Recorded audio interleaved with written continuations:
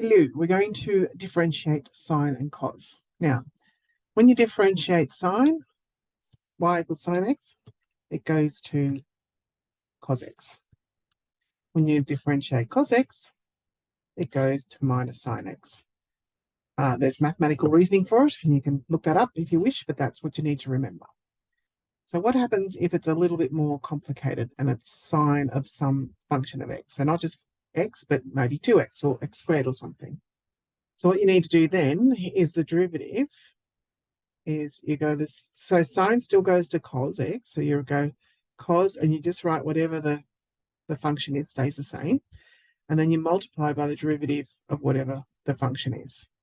Okay, so remember this bit here is the same as that bit there, but we go sine goes to cos.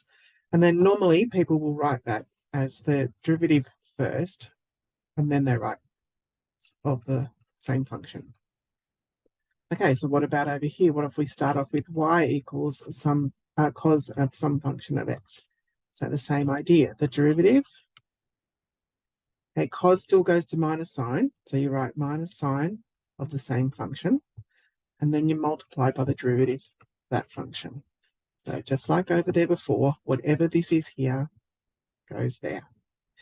And just like over there before, you usually write the derivative first, but we always put the minus sign out first as a matter of process. So you go minus the derivative of whatever it is, and then put sine, and you maintain that function.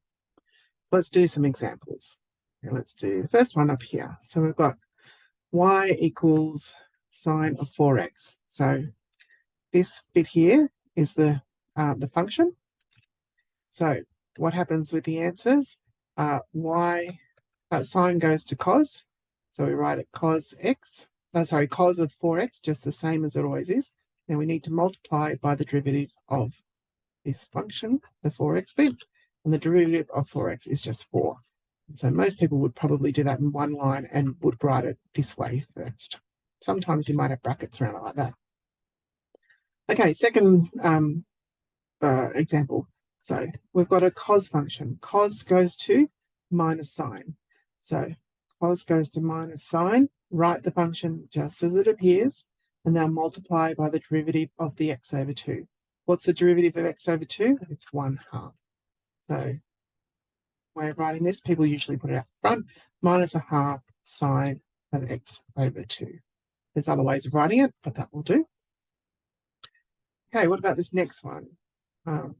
See here. So our function now has this x squared bit. It's got a 3 out the front, but that doesn't change anything. The 3 is just sitting there. We leave the 3 there just like before.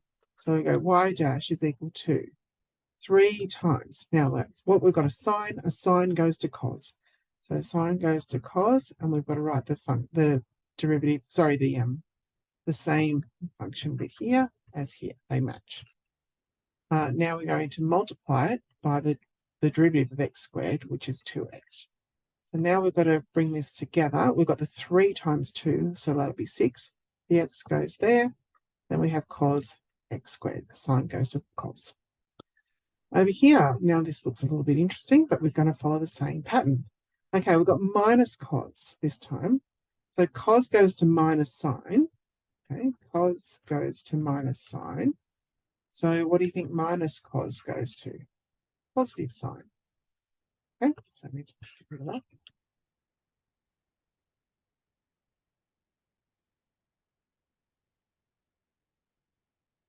Okay, so let's go back over here. So we said minus cos goes to positive sine. So we've got to write that down as it appears. Okay, and then we've got to multiply the derivative of this bit here. And they're the same. We need the derivative of that. And the derivative of e to the x is just e to the x.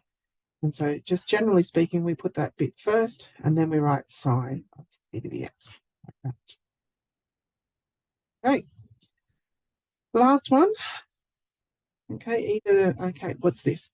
So before we even worry about what cos goes to and all that sort of stuff, what you've got to remember is something written like this means cos of 2x all cubed. That's what it means.